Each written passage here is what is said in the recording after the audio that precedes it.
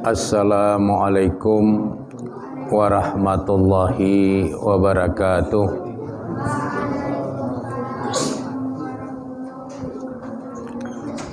Alhamdulillah allazi hadana lihaza wa ma kunna linahtadiya laula an hadanallah. Asyhadu an la ilaha illallah wa asyhadu anna Muhammadan abduhu wa rasuluhu allazi la nabiyya ba'dah. Allahumma sholli ala Muhammad wa ala alihi wa ashabihi ajma'in. Radina billahi rabba wa bil islami dina wa bi Muhammadin nabiyya wa rasula. Amma ba, yang saya hormati bapak-bapak dan ibu-ibu jamaah pengajian rahimakumullah. Puji dan syukur kita sampaikan kehadirat Allah Subhanahu wa taala yang telah memberikan banyak nikmat di dalam kehidupan kita. Mudah-mudahan semua nikmat yang telah Allah anugerahkan itu menyampaikan kita kepada satu titik kesadaran untuk menjadi abdus syakur, hambanya yang senantiasa bersyukur dan senantiasa bersemangat untuk bertaqarrub, mendekatkan diri kepada Allah Subhanahu wa taala. Selanjutnya salawat beriring salam tidak henti-hentinya kita mohonkan kepada Allah Subhanahu wa taala agar tercurahkan kepada Rasulnya Nabi Muhammad sallallahu alaihi wasallam beserta keluarga, para sahabat dan semua pengikut beliau yang setia hingga tegaknya hari berbangkit kelak. Materi pengajian kita pada malam hari ini berkaitan dengan ziyaratul kubur atau menziarahi kubur. Menziarahi kubur adalah salah satu bahagian dari sunnah Rasulullah sallallahu alaihi wasallam yang terkadang karena kurang pahamnya kita tentang makna ziarah kubur itu, maka kita jarang melakukannya. Oleh karenanya penting untuk dijelaskan bagaimana Rasulullah sallallahu alaihi wasallam menjelaskan tentang ziarah kubur ini. Ziarah kubur pada masa periode awal Islam itu sempat dilarang oleh Rasulullah sallallahu alaihi wasallam. Tapi kemudian larangan itu dimansukh, dihapus, dan Rasulullah sallallahu alaihi wasallam membolehkan bagi umat Islam untuk menziarahi kubur. Dalil berkaitan dengan hal ini bisa kita lihat di dalam kitab Sahih Muslim yang disyarah oleh Imam Nawawi dalam kitab Syarah Sahih Muslim, di mana Imam Muslim merujuk kepada hadis yang bersumber dari sahabat Buraidah bin Al-Hasib. Buraidah bin Al-Hasib mengatakan bahwa Rasulullah sallallahu alaihi wasallam bersabda, "Kuntu nahaitukum an ziyaratil qubur." Dahulu aku telah melarang kamu, kata Nabi, an ziyaratil kubur, dari menziarahi kubur. Fazuruha, namun sekarang dipersilahkan bagi kamu sekalian untuk menziarahi kubur-kubur itu.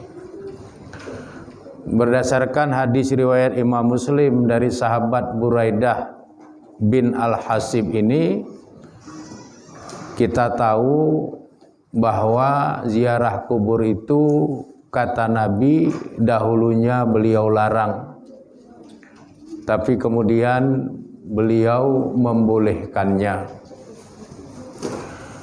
Di dalam hadis yang lain, di dalam kitab Musnad Imam Ahmad bin Hambal, Imam Ahmad meriwayatkan hadis dari sahabat Abu Hurairah, di mana Rasulullah sallallahu alaihi wasallam juga bersabda, "Faman arada ayyazural qubura," maka siapapun yang berkeinginan untuk menziarahi kubur, falyazur, maka silahkanlah untuk menziarahinya.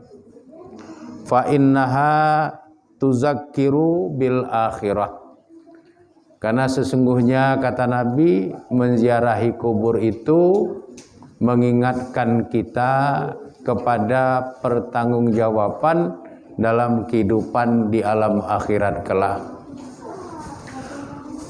Minimal berdasarkan dua hadis sahih ini, baik sahih Muslim maupun hadis sahih yang diriwayatkan oleh Imam Ahmad, kita diberitahu oleh Nabi bahwa dahulunya menziarahi kubur itu dilarang, tapi kemudian Nabi membolehkannya. Kenapa dahulu dilarang? Karena untuk menjaga iman umat Islam agar tidak terkotori oleh perbuatan syirik, karena ada kebiasaan di kalangan masyarakat Arab jahiliyah sebelum Islam datang, mereka itu mempertuhankan kuburan-kuburan, menyembah kuburan-kuburan, meminta-minta kepada kuburan-kuburan. Jadi di periode awal Islam, Nabi melarang ziarah kubur, takut iman umat Islam itu belum kuat, dan pada saat itu adalah masa-masa transisi, sehingga Nabi melarang menziarahi kubur. Tetapi setelah Nabi melihat perkembangan umat Islam itu imannya begitu kuat dan sudah bisa memahami mana perbuatan-perbuatan syirik yang tidak dibolehkan, maka kemudian Nabi membolehkan ziarah kubur. Di samping itu, di masa-masa Arab jahiliyah dulu, orang menziarahi kubur itu mendatangkan niyahah, mendatangkan ratapan-ratapan dan keluhan-keluhan terhadap kuburan. Setelah Islam datang, hal-hal yang seperti itu tidak lagi dibolehkan. Dan setelah umat Islam memahami hal itu, maka kemudian ziarah kubur yang tadinya tidak dibolehkan, kemudian dibolehkan oleh Rasulullah sallallahu alaihi wasallam. Bapak-bapak dan ibu-ibu serta anak-anak kami yang dirahmati oleh Allah Subhanahu wa taala. Dalam penjelasan Rasulullah sallallahu alaihi wasallam, ziarah kubur itu memiliki 4 manfaat bagi orang yang menziarahi. Hal ini merujuk kepada hadis yang diriwayatkan oleh Imam Al-Hakim dalam kitab beliau Al-Mustadrak ala Sahihain. Imam Al-Hakim meriwayatkan hadis ini dari sahabat Abu Hurairah, di mana Abu Hurairah mengatakan bahwa Rasulullah sallallahu alaihi wasallam telah bersabda, "Kuntu nahaitukum an ziyaratil qubur." Dahulu aku telah melarang kamu sekalian dari menziarahi kubur. Ala fazuruha, oleh karenanya sekarang ziarahilah oleh kamu kubur-kubur itu. Kenapa Nabi membolehkan kita menziarahi kubur setelah Nabi sebelumnya melarangnya? Karena menziarahi kubur itu menurut Nabi ada 4 manfaatnya bagi orang yang melakukannya. Yang pertama, Nabi menjelaskan manfaat dari orang menziarahi kubur. Fa innahu yuriqul qalba, maka sesungguhnya dia, orang yang menziarahi kubur itu akan membuat hatinya lunak. Jadi hati orang yang menziarahi kubur itu akan lunak karena dia menyaksikan kuburan-kuburan yang dia ziarahi itu. Sehingga kesadarannya akan kehidupan dunia yang terbatas kembali hidup dalam pikiran dan perasaannya, sehingga akhirnya hatinya luluh untuk tidak begitu terikat secara berlebih-lebihan berkaitan dengan keindahan-keindahan dari kehidupan duniawiyah. Karat hati orang-orang yang melampaui batas kecintaannya kepada duniawiyah itu terbersihkan dengan cara dia menziarahi kubur. Artinya senikmat apapun kenikmatan duniawiyah akan berakhir. Sebanyak apapun sesuatu yang dia miliki, semuanya akan berakhir. Sehingga orang yang sering menziarahi kubur, kata Nabi, membuat yuriqul qalba, hatinya itu menjadi lunak, menjadi lembut. Dia disampaikan pada satu titik kesadaran dan keinsapan bahwa hidupnya di alam dunia ini begitu singkat dan terbatas. Akhir dari perjalanan hidupnya adalah kuburan sebagaimana yang dia ziarahi itu. Kemudian manfaat yang kedua, kata Nabi, wa tudmi'ul ain. Menziarahi kubur itu bisa menghadirkan tetesan air mata pada seorang hamba yang menginsapi tentang kehidupannya yang limit waktunya begitu terbatas.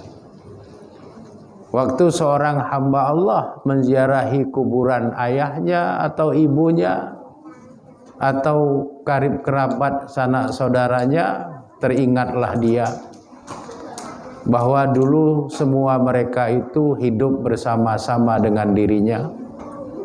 Tapi hari ini mereka semua itu sudah tidak ada, sudah mendahuluinya, sudah dibaringkan jasadnya di kuburan yang dia ziarahi itu.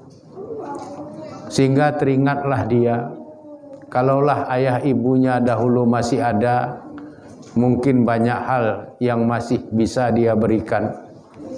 Tapi apa daya, ayah ibunya sekarang jasadnya sudah terbaring di kuburan yang dia ziarahi itu, sehingga timbullah tetesan air matanya mengenang masa-masa indah di mana seorang hamba masih hidup bersama ayah bundanya, masih hidup bersama dengan karib kerabat dan keluarganya. Jadi manfaat kedua, kata Nabi, dari menziarahi kubur itu adalah dapat mendatangkan tetesan air mata pada seorang hamba. Tetesan air mata keinsapan akan kehilangan orang-orang yang dia cintai, yang sekarang sudah tidak hidup dalam satu alam lagi dengan dirinya.